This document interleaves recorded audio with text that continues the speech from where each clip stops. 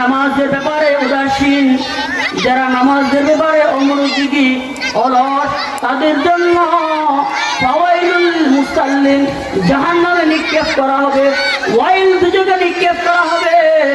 বাবারা আমার ভাইয়েরা, দুনিয়ার সাধারণ একটা মোমবাতির আগুনে আঙ্গুল দিলে সহ্য করা হয়, সম্ভব নাই। ও বাবা, পায়ে ধরে হাতে ধরে মা বাবা,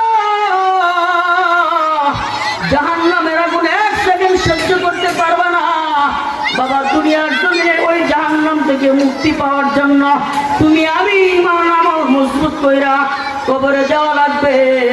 কবরে যাওয়ার পরেই তোমাকে সর্বপ্রথম যে প্রশ্ন করা হবে, মান দীনুকা মার রব্বুকা, তোমার ধর্ম কি? মান দীনুকা, তোমার